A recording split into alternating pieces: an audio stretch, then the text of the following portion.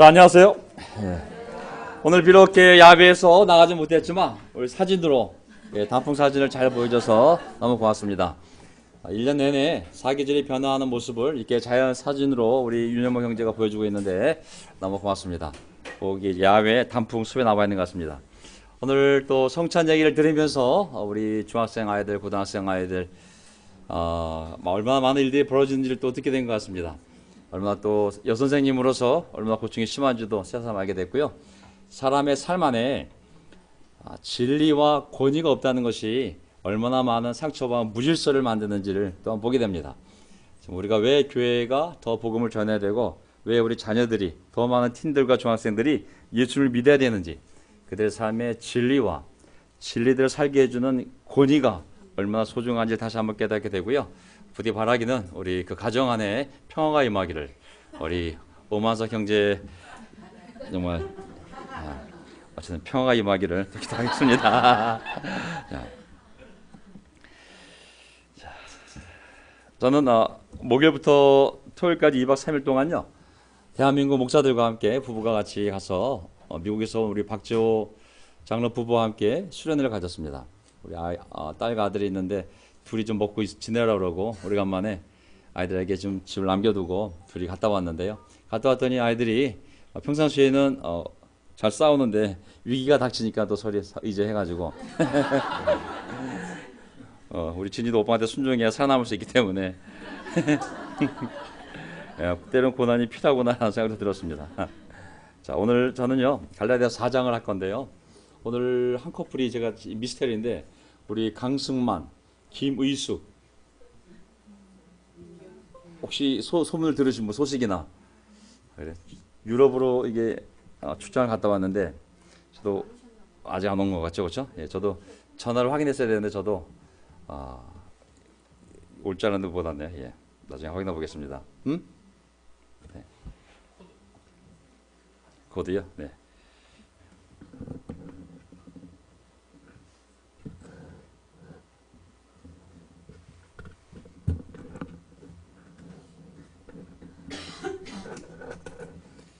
연결돼 있어야 되죠, 이게. 어디가 있나 볼까요?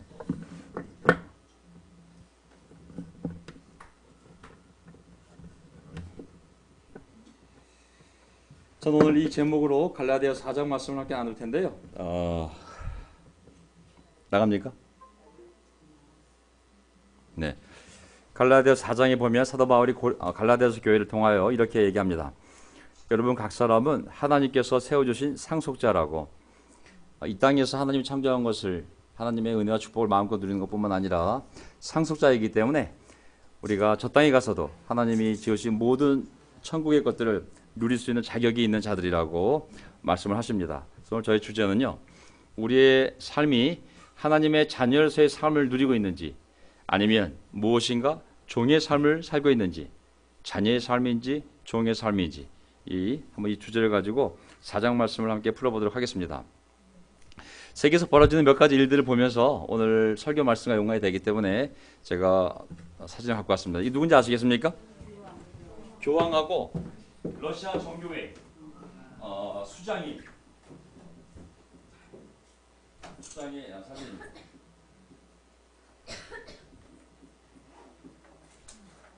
동성애 사진이 아니고요.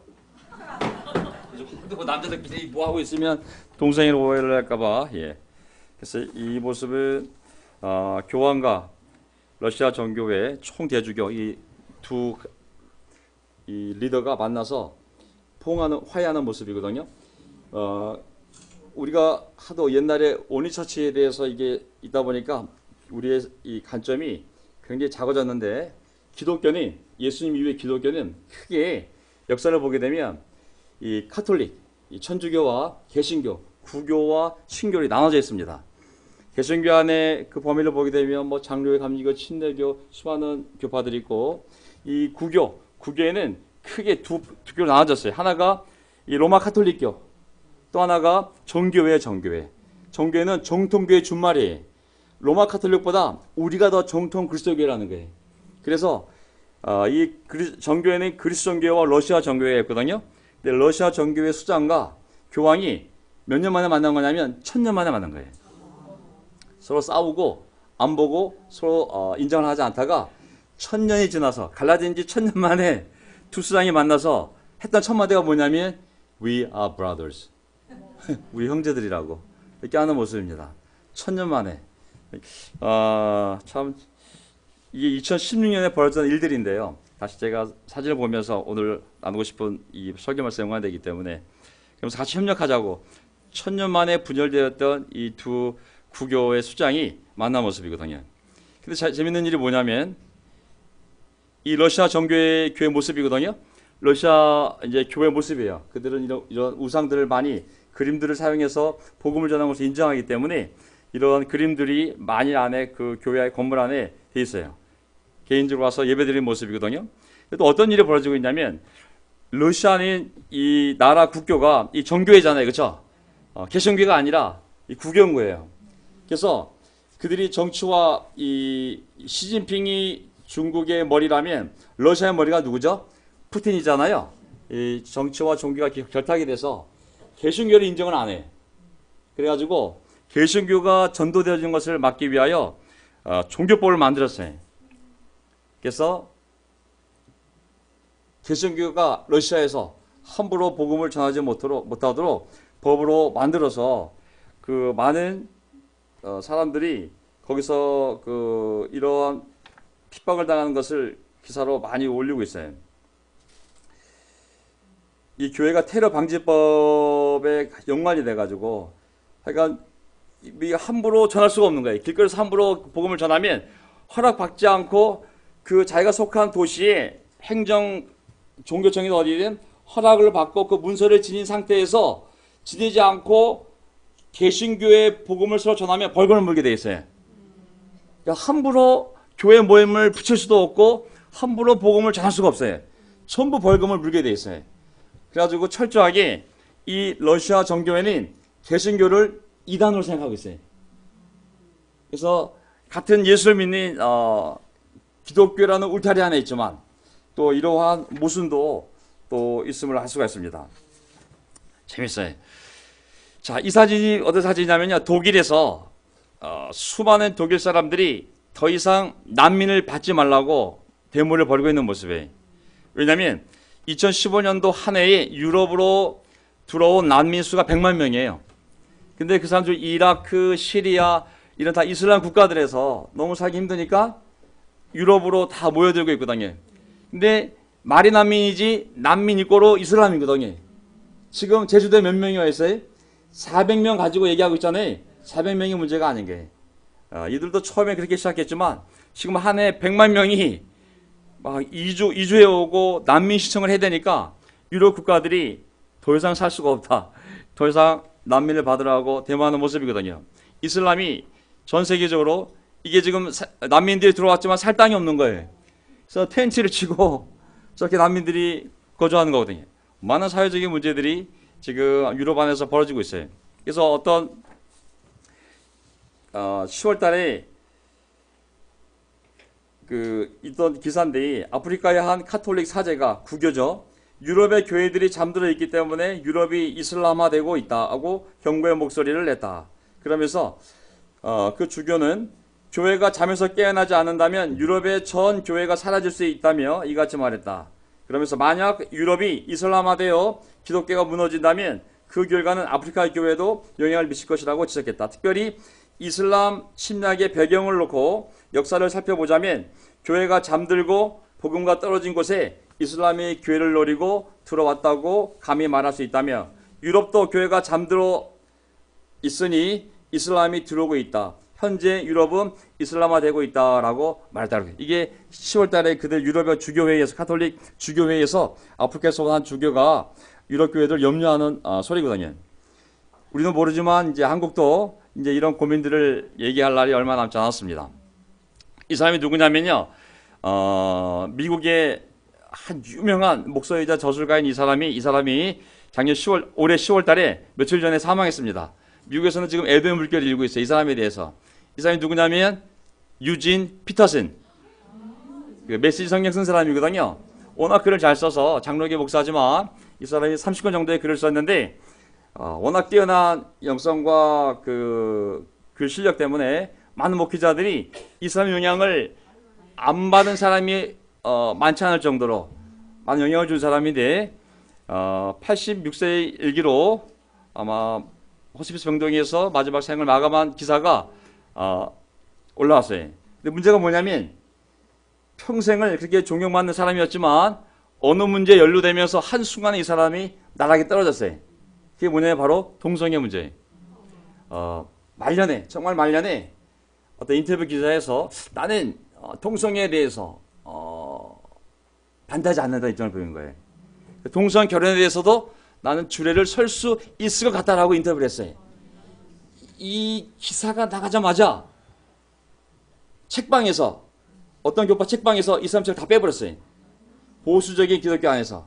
그러면서 평생을 정말 목회자를 불릴 정도로 그런 영성 있는 책을 써왔던 훌륭한 신학자이자 목회자였지만 그 동성에 대한 입장 하나로 완전히 말년에 그의 명성이 무너져 내리니 그런 일이 벌어진 거거든요. 제가 왜 이 말씀을 드리냐면 이 우리가 살고 있는 세상이 여러 가지 이슈 때문에 완전히 대립되어 있고 분열된 것을 말씀드리고 싶은 거예요. 이게 퀴어 축제예요. 동성애 축제. 이 축제를 지금 서울 광장, 인천, 제주도, 부산 돌아가면서 축제를 하고 있어요. 남자애들이 뻘겨벗고 동성애 축제를 하는 거예요. 아이들도 보고 노인도 있고 그러는데 그 도시 한복판에서 이런 축제를 하고 있는 거거든요. 당연히 갈라지지 않겠습니까? 이쪽에서는 축제, 저쪽에서는 반대 집회. 개신교 우리는 이런 거에 대해서 행동하지 않지만 한국에 있는 기독교 단체들은 이거를 심각한 문제로 보고 계속 이 보수적인 단체들이 나가서 기독교 단체들이 나가서 이거에 대한 반대 시위를 벌이고 있는 거거든요.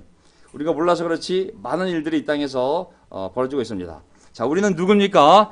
우리가 확신을 갖지 않으면 이 하나님 말씀으로부터 1cm씩 벌어지면 지금은 1cm지만 그것이 한 달 뒤면 1m가 되고 1년 뒤면 1km쯤 돼 있고 몇 년이 지나면 자락이 초라로 굳어지게 되면 다시 말씀으로 돌아가기 어려울 정도로 우리의 생각이 굳어지게 되거든요. 계속 하나님 말씀을 가지고 우리가 무엇을 놓치고 있고 어떤 생각이 인간적인 생각이고 어떤 게 하나님의 생각인지를 계속 하나님 말씀에 우리 자신을 노출시켜야 됩니다. 27절 보세요. 지난주 시간에 배웠던 마지막 3장 마지막 9절인데요.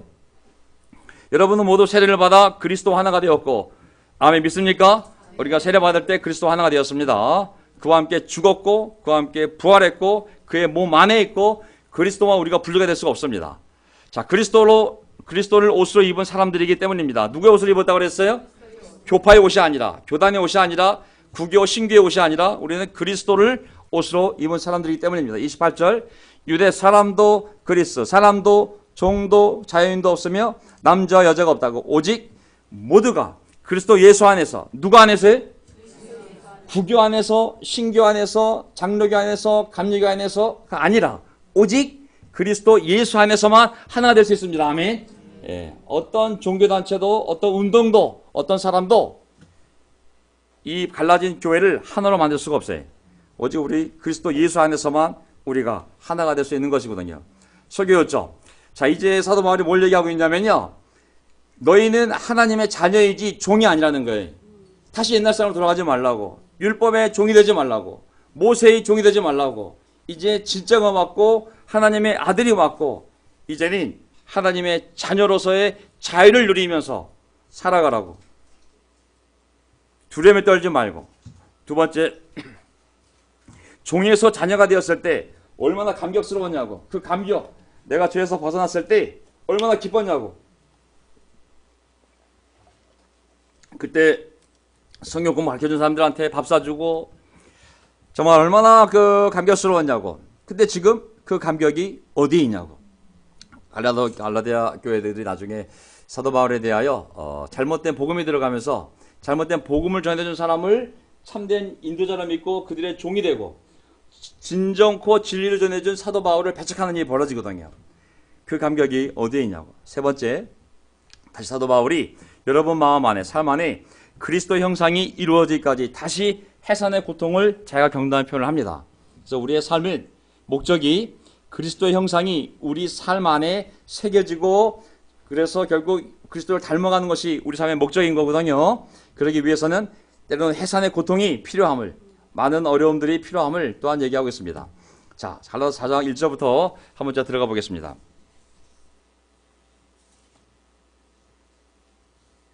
자, 내가 또 말합니다. 유업을 이을 사람은 모든 것의 주인이지만 어릴 때에는 종과 다름이 없고 아버지가 정해놓은 그때까지는 그 종과 다름없는 그 자녀는 보호자와 관리인의 지배 아래에 있습니다. 저는 오늘 중학생들 얘기를 들으면서 똑같이 느꼈어요. 야, 보호자와 관리인이 없을 때 그 어린 사람들이 얼마나 많은 문제를 일으킬 수 있는가. 옛날에는 권위주의가 너무 강해서 권위에 눌려서 아이들이 정말 선생님 두들겨 맞으면서 길을 못 피고 정말 오늘 얘기한 일들이 잘 벌어질 수가 없었어요. 워낙 선생님의 권위가 강력했기 때문에.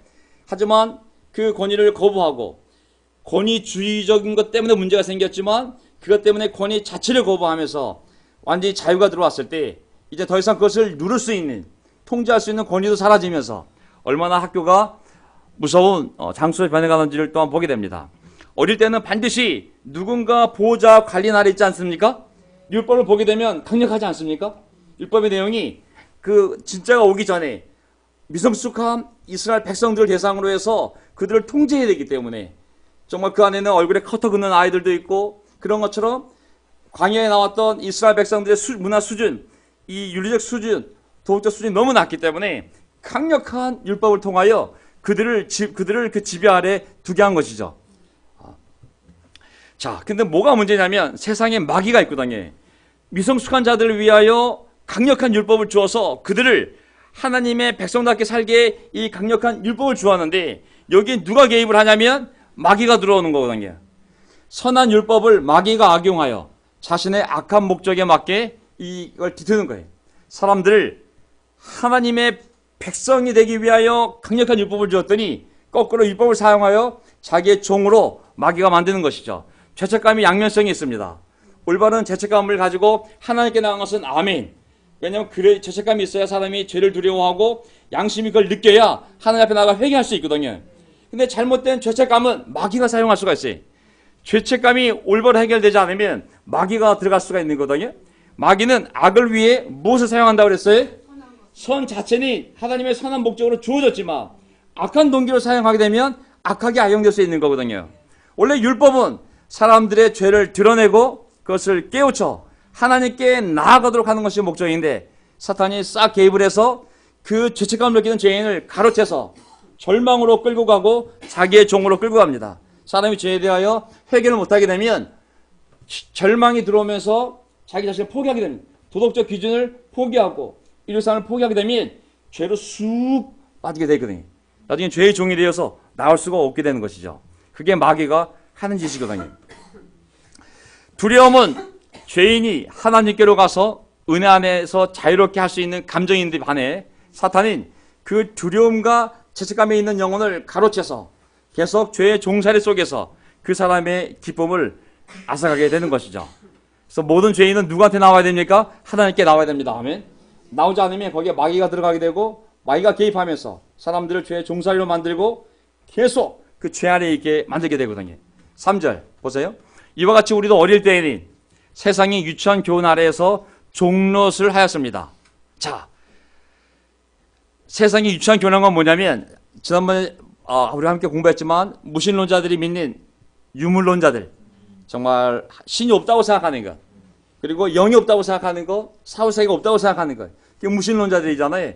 자연주의, 자연이 곧 진리라고, 공산주의자들, 그리고 모든 것이 이것도 신이고 돌도 신이고 모든 게 신이라는 그런 범신론자들, 이런 것들이 바로 세상의 유치한 교훈이라고 그랬거든요. 그러니까 하나님을 몰랐을 때는 그런 유치한 가르침이 마치 진리인 것처럼 생각하고 자기 생각을 믿고 그 밑에서 종노릇을 했다고 했습니다. 제가 어느 날 우연히 그 레슨을 듣다가 한 사람이 간증하는 얘기를 들었는데요. 러시아의 그 공산당 그 간부들을 모아놓고 한 기독교 변증학자가 가서 설교를 해달라고 해서 설교를 했대요. 기독교에 대해서 한번 얘기해보라고. 한 시간을 강연하고 나서 이제 이 공산주의자는 누구예요? 유물론자잖아요. 무신론자예요. 무신론자에게 복음을 전했어요. 한 시간 동안. 그래서 질문 있는 사람 질문을 해보라고 그랬더니 한 사람이 딱 일어나서 질문을 하더래. 한 시간 내내 아무리 복음을 가르쳐도 얼굴 표정이 전혀 변하지 않더래. 무슨 말인지를 몰라 하는. 한 사람이 질문을 하는데 그 질문이 뭐냐면 자기도 놀랐대. 이 질문을 듣고 도대체 신이라는 단어가 뭐예요? 신이라는 개념이 없는 거예요. 신의 개념이. 그들은 무신론자요 유물론자들이기 때문에 이 생각에 신이라는 개념이 없는 거예요. 지금 북한 동포들도 신이라는 개념이 있을까요 없을까요? 없는 거예요. 하나님 그러면 하나님이 무슨 뜻이요? 신이라는 단어 자체가 개념 자체가 없는 것이죠. 그런 거 아래에서 그런 걸 믿으며 종류로 타며 살아왔다고 얘기하는 것이죠. 4절. 그러나 기한이 찼을 때에 하나님께서는 자기 아들을 보내셔서 여자에게서 나게 하시고 또한 율법 아래 놓이게 하셨습니다. 때가 찼을 때 하나님이 이제 뭐 불교 밑에서든 불교가 나중에 참 아니면 다른 미신 같은 사람들의 그런 자연주의든 어떤 사람의 철학이든 그런 것 때문에 종로를 타면서 그것을 믿고 살아왔던 사람들 가운데서 하나님이 이젠 때가 됐구나. 그 때가 되었을 때 하나님이 하신 일이 뭐냐면 자기 아들을 보내서 여자에게서 태어나게 하시고 율법 아래에 놓이게 하셨습니다. 자, 이제 종으로서의 삶이 아니라 하나님을 만나 죄를 용서 안 받고 그런 잘못된 어리석은 가르침에서 벗어나서 진리 안에서 자유롭게 살며 하나님의 자녀가 되게 할 때가 되었을 때 하나님 하신 일이 뭐냐면 첫째 누굴 보냈다고 그랬어요? 자기 아들을 보내신 거예요. 그게 바로 예수 그리스도입니다. 아멘. 그리고 종이 아니라 자녀를 만들어야 되기 때문에 자녀로 만드는 영이 있어요. 그것은 뭐냐면 하나님의 아들이 하나님 아버지를 보고 아버지라고 불렀듯이 그 아들의 영이 우리에게 임하면 우리도 예수님처럼 하나님을 보고 아버지라고 부를 수 있게 되는 거거든요. 그래서 때가 되었을 때 자기 아들을 인간의 모양으로 보내시고 또 성령님을 보내서 그 아들이 하신 일을 통하여 그 성령님을 통하여 우리가 종으로서 지었던 모든 죄를 용서함 받고 하나님 아버지를 예수님처럼 아버지라 부를 수 있는 그러한 자녀가 되었음을 알 수가 있습니다. 자, 5절. 그것은 율법 아래에 있는 사람들을 속량하시고 우리로 하여금 하나님의 자녀의 자격을 얻게 하시려는 것이었습니다.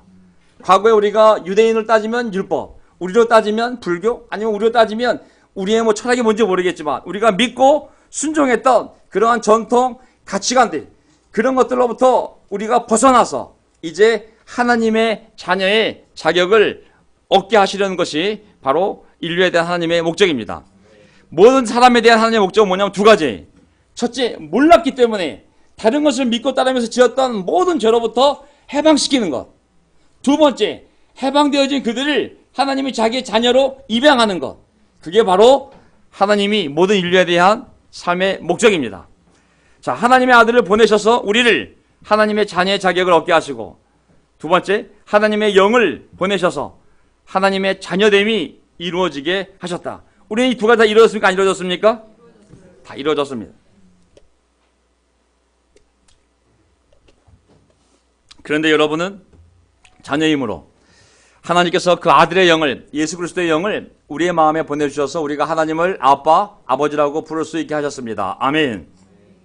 우리가 기도할 때 하나님, 또는 아버지, 하나님이라도 고백하죠. 그것은 지식에서 나온 단어가 아닙니다. 그래서 우리 안에 하나님을 아버지로 불렀던 그 아들 예수 그리스도의 영이 우리 안에 주어졌기 때문에 그 영으로 말미암아 우리가 하나님을 아버지라고 부를 수 있는 것이거든요. 자, 우리가 성령을 받았을 때 왜 성령을 받았냐면 우리가 하나님의 자녀이기 때문에 하나님의 영을 주었어요. 그렇죠? 자녀가 되는 조건인 그분을 믿는 거예요. 믿기만 하면 하나님이 우리를 하나님의 자녀가 되는 특권을 주었다고 그랬거든요. 어떤 뭐 장로교 신조를 믿어야 되거나 카톨릭 신조를 믿어야 되거나 감리교 신조를 믿어야 되는 것이 아니에요. 방언을 해야 되는 것도 아니고 돈을 한 1억 정도 교회에 기부해야 되는 것도 아니고 그냥 믿기만 하면 정말 죄를 뉘우치고 믿기만 하면 하나님이 우리 믿음을 보고 의롭다고 여기시고 자기의 자녀로 삼으시고 성령을 우리에게 부어주셔서 그 성령을 통하여 하나님을 감히 아빠, 아버지라고 부를 수 있는 인생이 되게 하셨음을 믿습니다. 아멘. 자녀됨의 표시는 개인적으로 또 바깥으로 어떻게 체험하고 인지할 수 있는가? 이 사람이 하나님의 자녀인지 아닌지 어떻게 알 수 있겠어요? 눈빛을 보면 알아요? 하나님의 딸이네. 그건 아니잖아요. 그죠? 후광을 보니, 풍채를 보니 하나님의 자녀의 후광이 나옵니다. 이것도 아니잖아요. 아버지라는 기도입니다. 아멘. 하나님을 향하여 내가 아버지라고 부를 수 있다는 것. 그것이 바로 그 사람이 밖으로 하나님의 자녀임을, 그 하나님의 아들의 영을 받았음을 증거하는 현상인 것이죠. 그래서 기도할 때 하나님, 예수님이 주기도문 첫 번째 제일 먼저 나온 단어가 뭐예요? 아버지예요. 아버지. 아버지. 하늘에 계신 이름을 거룩히 여기. 아버지. 아버지. 우리가 기도할 때 제일 먼저 나올 고백이 뭡니까? 아버지예요. 아버지. 우리 기도는 누구한테 하는 기도입니까? 아버지. 그러므로 여러분, 각 사람은 이제 종이 아니라 자녀입니다. 자녀이면 하나님께서 세워주신 상속자이기도 합니다. 자, 우리가 옛날에는 종으로 살았어요. 하나님을 몰랐을 때는 사람의 종으로 살고, 직장의 종으로 살고, 학문의 종으로 살고, 우리 생각의 종으로 살고. 하지만 우리는 예수님을 통하여 이제 하나님의 자녀가 되었습니다. 아멘. 자, 자녀이면 상속자이라고. 성자라는 것은 이 땅의 아버지 것을 다 누릴 수 있는 권한뿐만 아니라 죽어서도 천국에 하나님이 세워놓은 하나님의 나라, 천국을 누릴 수 있는 자격이 주어진 사람을 얘기하는 거거든요. 자, 대통령의 아들이나 딸이 교회를 방문한다면 어떻게 우리가 대하겠습니까? 그 아버지인 대통령을 생각해서라도 그 아이는 한 때리고 싶어도 그 아버지 대통령이라면 매우 조심스럽게 대하지 않겠습니까? 아니, 진이가 막 떠들고 그러더라도 아이고 요 하다가 아이고 도윤이 딸이지 그러면 아이고 야 하지마 조심해야 돼 얼굴 하지 않겠어요? 상호 존중. 저는 교회 안에서 이거를 제발 우리가 잊지 않았으면 좋겠습니다. 우리가 하나님의 자녀들이라는 것을 잊지 말아야 됩니다. 열받아도 저분의 아버님이 하나님이시지. 저도 그런 태도로 하고 있고 때로는 감정이 안 될 때도 있지만 어쨌든 그 인식을 버리면 안 됩니다. 그렇다면 함부로 말하거나 함부로 행동하지 않지 않겠습니까? 서로의 아버지를 생각한다면 재벌의 아들이나 딸이 회사에 근무하면 어느 누가 함부로 그 아들 딸에게 말하겠습니까? 곧 그가 회사를 상속할 터인데 상속자인데 저는 뭐 훈련이라는 단어 디스플레이라는 단어를 쓰기 전에 서로가 누구인지를 똑바로 알고 대해야 됩니다. 훈련이라는 단어를 쓰더라도 저 사람이 돈 받고 학원에 온 훈련생이 아니에요. 하나님의 자녀임을 알아야 되는 거예요. 디스플레이 할 때 도대체 내가 누구를 디스플레이 하는 건지 알아야 되는 거예요. 대통령의 딸과 아들이 와서 저 뭐 좀 배우고 싶은데 그러면 함부로 말하면 가르치겠어요? 극존칭을 써가면서 훈련시키지 않겠습니까? 이 본질을 잃어버리게 되면 인간적인 조직이 되어서 우리의 관계가 하나님 안에서의 하나님의 가족으로서의 관계가 아니라 어떤 조직 안에서의 인간적인 관계를 맺을 수 있거든요. 잘못하면 마피아를 만들 수도 있어요. 마피아. 그리고 먼저 우리 자신도 우리가 누구인지를 똑바로 알아야 됩니다. 아멘. 우리가 하나님의 자녀임을 자기 자신이 자녀임을 알아야 됩니다. 종과 자녀의 결정적 차이는 신분의 차이죠. 이거는 뭐 엄청난 차이죠. 그 주인인 아버지 것을 물려받을 수 있는지 차이잖아요. 그렇죠?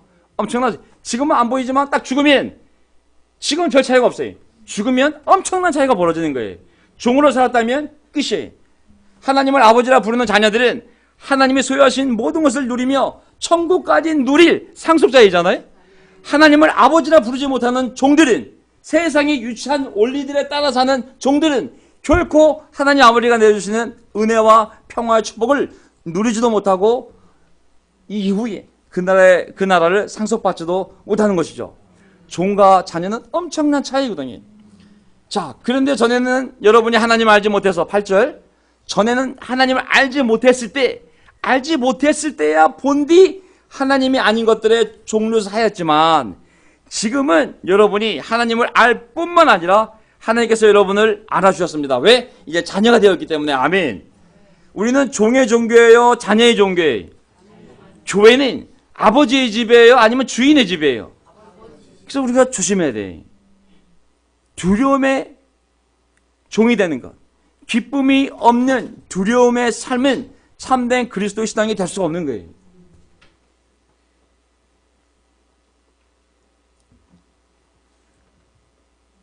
그것은 그리스도의 참된 공동체가 될 수가 없어요. 내가 두려움 없이 형식적으로 어떤 단체에 세뇌가 되듯이 난 가야만 해, 무섭지만 가야만 돼, 이렇게 오고 있다면 그 삶도 기독교 신앙이 아니고 그 공동체도 참된 기독교 공동체가 될 수가 없어요. 내 삶과 내가 속한 공동체를 잘 봐야 돼. 거기에 아버지의 집에 오는 기쁨과 평화가 없다면 다시 한번 살펴봐야 되는 거예요. 내가 믿는 종교가 기독교인지, 내 안에 정말 그 믿음이 있는지를.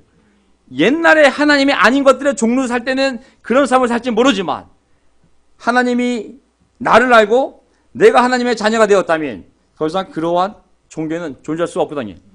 내가 정말 하나님을 믿고 있는지, 나는 모든 것을 주님의 손에 맡기고 그분이 지혜와 능력으로 이 모든 것을 창조하시고 은혜와 자비로 나를 사랑하시고 보호해 주시는 하나님의 자녀로 살고 있는지, 내가 하기 싫은 것들을 교회 안에서 종처럼 하고 있다면 그것은 그 공동체가 그리스도 공동체가 아니거나 아니면 내가 하나님의 자녀가 아니거나, 우리의 삶의 본질을 잘 봐야 됩니다. 왜냐하면 하나님은 이스라엘 백성들에게 신명기 15장 15절 너희는 너희가 이집트 땅에서 종이었다는 것과 내 백성이 되기 전, 내 자녀가 되기 전에 너희들은 이집트 땅에서 종이었다고, 바로 왕의 종이었고 이집트 제국의 종이었고 종처럼 그 왕 밑에서, 바로 왕 밑에서 채찍질을 맞으며 두려움 속에서 고통을 당하며 하루하루를 살았다고. 하지만 내가 너희를 구해내어서 해방시켰다는 것을 기억하라고. 아멘. 내가 주는 명령은 종에게 주는 명령이 아니라 내가 해방시킨 내 백성들, 내가 자유를 준 백성들, 내 자녀들에게 아버지로서 주는 율법이라고. 이 명령을 기억하라고. 종으로서가 아니라 자녀로서. 우리의 삶도 종으로서의 삶이 아니라 자녀로서의 삶으로 살아야 됩니다. 아멘. 하지만 갈라디아 교회 사람들이 어리석게도 어찌하여 그 무력하고 천하고 유치한 교훈으로 되돌아가서 또다시 그것들에게 종류로 타려고 합니까? 너무 답답한 거예요, 사도 바울이. 야, 너 십자가 생상하지 않냐? 왜 죽었어, 하나님의 아들이? 너 죄 용서 받으려고 죽은 거잖아. 근데 왜 그 길을 버리고 다시 율법으로 돌아가서 할례 받고 그릇 닦고 절기 지키고 이러면서 구원을 이뤄가려고 하냐고. 왜 그것들에게 종류로 달려고, 다시 유교로 들어가고 불교로 들어가고 옛날 내가 하나님 믿지 않던 삶으로 다시 돌아가면 얼마나 이 어리석은 짓이냐고. 예. 10절 여러분이 날과 달과 계절과 해를 지키고 있으니 내가 여러분을 위하여 수고한 것이 헛될까 염려됩니다. 왜 이런 절기를 지켰냐면 이게 유대교 전통 안에서 지키는 구원의 방법들인 거예요. 그런 것들을 하면서 내가 구원을 얻는다고 생각했기 때문에 그런 절기들을 지킨 거거든요. 근데 이제는 아니라고. 그런 너희들이 진짜 하나님이 오시기 전에, 하나님의 자녀가 되기 전에 어렸을 때, 미숙했을 때, 종이었을 때 지켰던 것들이지, 이제는 그것은 종의 삶이고 이제 자녀의 삶이 있다고. 안 지켜도 된다고. 다시 하나님의 자녀임에도 불구하고 종의 삶으로 돌아가서 종처럼 살면 내가 너희들을 하나님의 자녀로 만든 것이 얼마나 헛수고냐고. 정신을 차리고 복음을 떠하지 말라고 라고 얘기를 하고 있는 것이거든요. 12절 형제자매 여러분, 내가 여러분과 같이 되었으니 여러분도 나와 같이 되기를 바랍니다. 잘 보세요. 형제자매 여러분, 갈라디아 교회에게 사도 바울이 얘기했습니다. 내가 여러분과 같이 되었으니, 내가 여러분과 같이 되었으니 여러분도 나와 같이 되기를 바랍니다. 난 여러분에게 해를 입힌 일은 없습니다. 여러분도 나와 같이 되기를 바랍니다. 사도 바울은 그리스도 안에서 진리를 찾았잖아요. 그렇죠? 죄에서 해방되었고 그 자유를 누리며 너무 만족해서 이 삶에 확신이 있기 때문에 다른 사람들도 나와 같이 되기를 원한 거예요. 그렇죠? 그게 복음의 정신이며 전도의 정신이에요. 그렇죠? 자, 교회가 좋은 설교를 가지고, 물론 좋은 설교도 제가 아니지만은 좋은 설교를 가지고 사람들을 교회에 하나님의 자녀로 만드는 것은 한계가 있어요. 어떤 사람이 만약에 난 그 설교 때문에 교회를 가, 그렇다면 그 설교가 떨어지면 다시 나가지 않겠어요? 절대 하나님의 가족은 설교로 하는 건 아니에요. 난 그 교회 갔더니 성가대가 너무 아름다워. 성인형제 얼굴을 볼 때마다 은혜가 돼. 나는 그냥 그 얼굴만 보고 앞에 있는 송리도 얼굴만 봐도 그 자체가 복음이고 기쁨이고, 거기서 나는 끝났어. 설교 괜찮아. 거기까지만 해도 돼. 하지만 그 성가대가 수준이 떨어지게 되면 다시 교회 안 나오지 않겠습니까? 전 뭘 얘기하고 싶냐면, 우리가 저처럼 사세요라는 삶을 살지 못하면 우리는 절대 복음을 잘 수가 없다는 거예요. 아무리 설교를 잘 꾸미고 우리가 무대를 잘 만들고 해도 사람들이 몇 번은 올 수 있지만 우리 삶을 보고 우리의 가정을 보고 우리의 자녀들을 보고 우리의 기쁜 삶을 보고 이야 진짜 이게 복음의 삶이고 이게 하나님 믿는 삶이구나 그 확신이 들지 않는다면 그래서 참된 교회가 성장할 수 있는 길이 없는 것이죠. 그래서 우리가 첫째는 그런 삶을 살아야 되고 둘째 내가 여러분같이 되었으니 때로는 우리와 같은 복을 그들도 누리도록 그 복을 전하기 위해서 우리가 희생해서 그들과 같이 되는 노력이 필요한 것이죠. 아멘.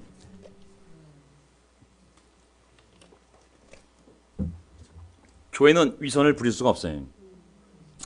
명동교를 생각하면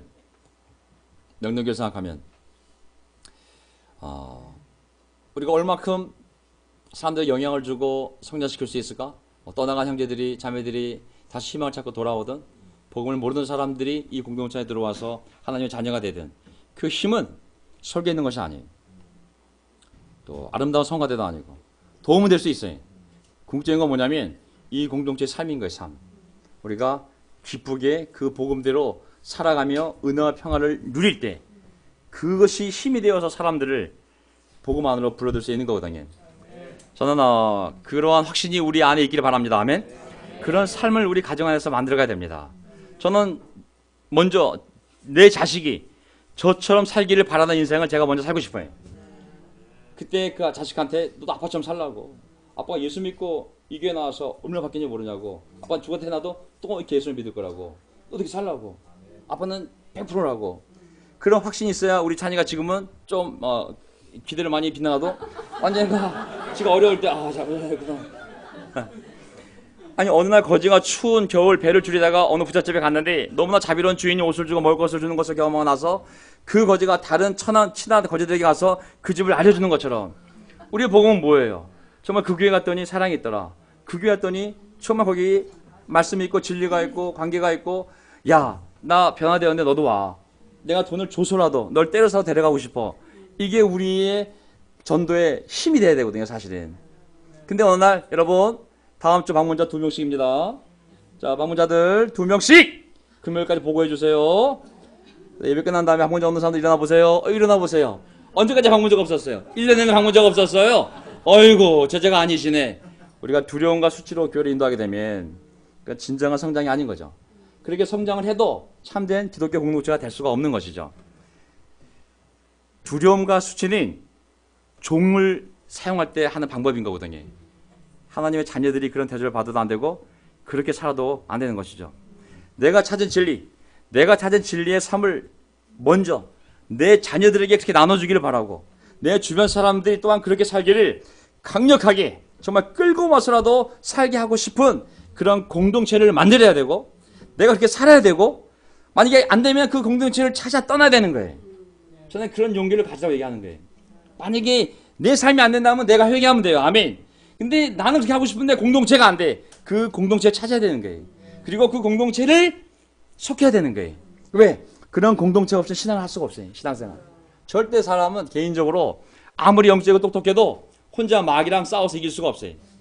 육신의 죄성을 이기고 마귀랑 대항하려면 하나님의 공동체가 필요하거든요. 건강한 공동체가 필요해. 그 공동체가 있어야 나도 보호받고 내 배우자도 보호받고 내 자녀들도 그 공동체 안에서 보호받을 수 있는 거거든요. 그래서 신앙이 두 가지가 있는 거예요. 개인적인 거, 공동체적인 거. 두 가지가 다 있어야 나도 건강할 수 있고 교회도 건강할 수 있는 거거든요. 그런 교회를 만들어가야 돼요. 아멘. 만약에 어떤 분이 내가 정말 최선을 다하고 있고 나도 그런 확신이 있고 난 잘 지내는데 이 공동체랑 뭔가 맞질 않아. 그렇다면 고민해야 되는 거예요. 그 고민은 아주 건강한 고민이고 영적인 고민이고 하나님이 인도할 수 있는 고민인 거예요. 저는 그 고민을 함부로 막지 않습니다. 영등포도 있고 잠실도 있고 또 분당도 있고 일산도 있고 대전, 대구, 부산 집을 이사해서라도 그 공동체를 찾아야 되는 거예요. 왜? 찾기 전까지 내 신앙이 행복하지 않기 때문에. 내가 행복하지 않으면 부부관계도 어려울 수밖에 없어요. 부부관계 평화롭지 않으면 아이도 절대 기쁘실 수가 없어요. 어떤 데까지 치르더라도 직장을 옮기더라도 애 학교를 전화시키더라도 그 공동체를 찾아야 되는 거예요.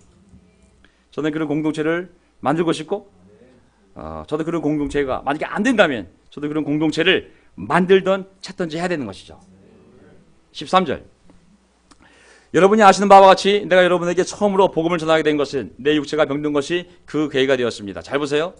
복음을 전하게 된 것이 영적으로 좋아서가 아니.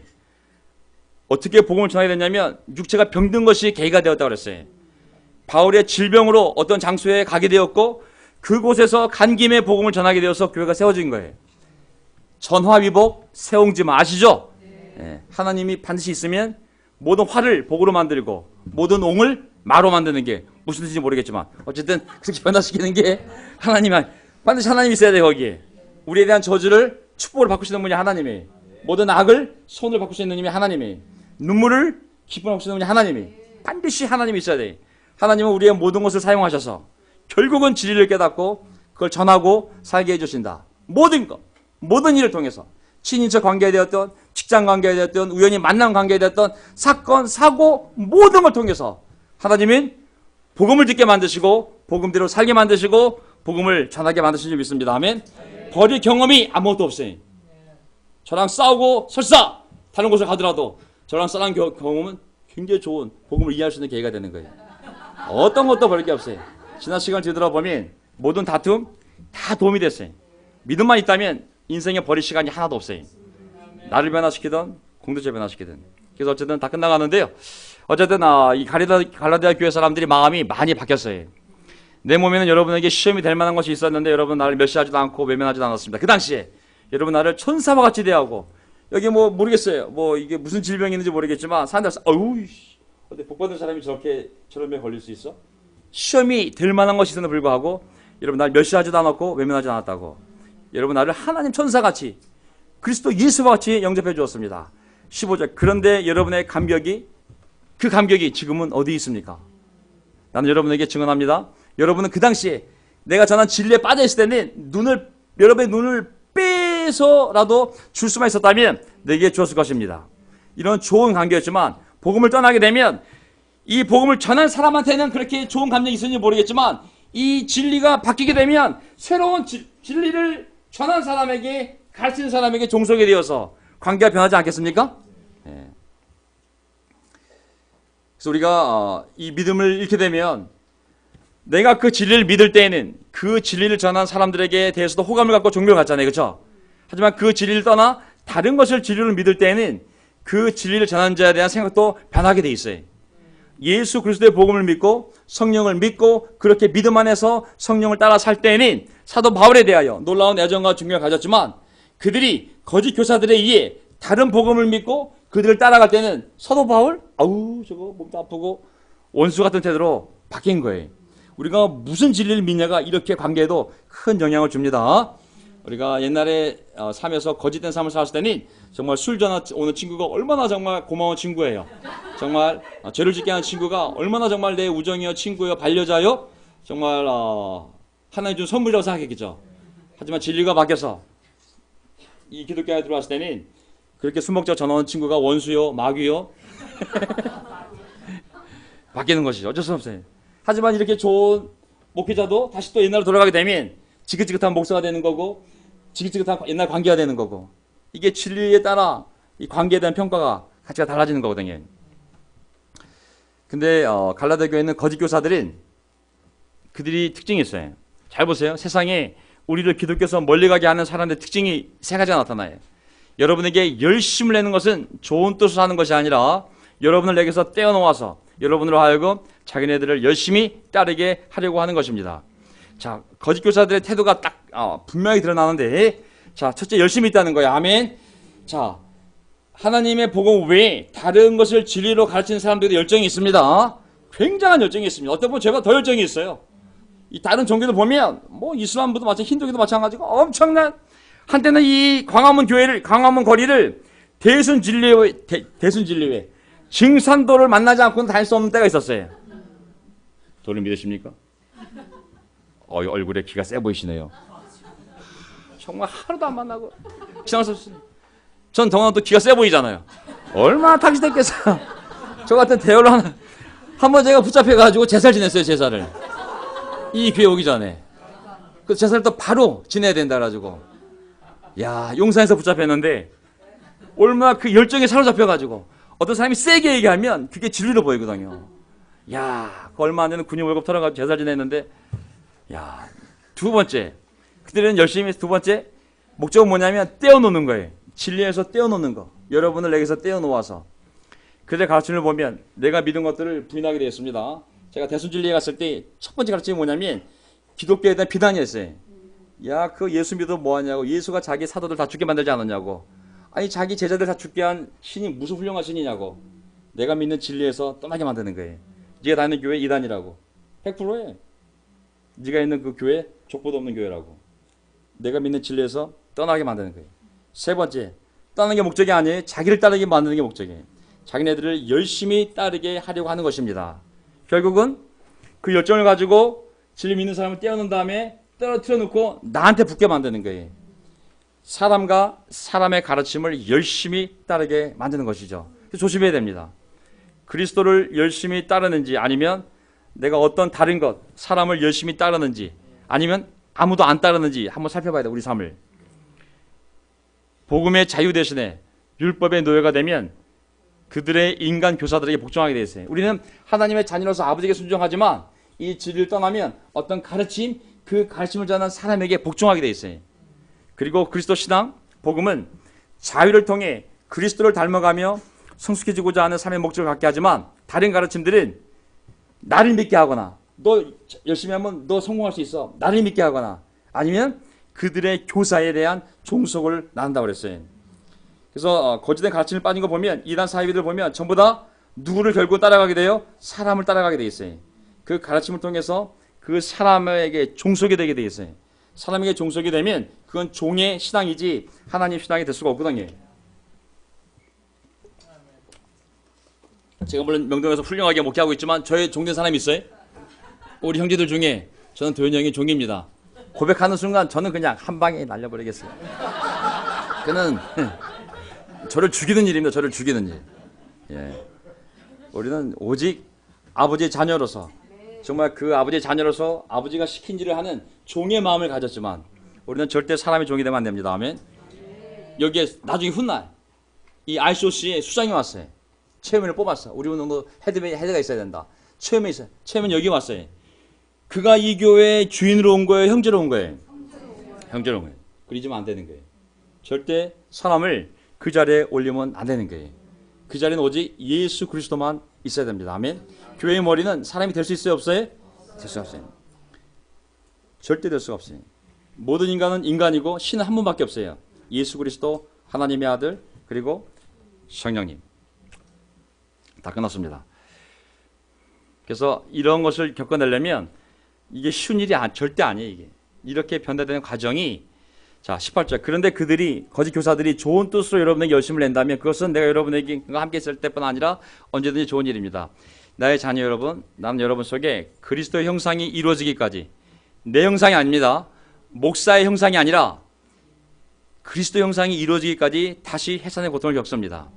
이제라도 내가 여러분을 만나 어조를 부드럽게 바꿔서 말할 수 있으면 좋겠습니다. 나는 여러분의 일을 어떻게 하면 좋을지 솔직히 당황스럽습니다.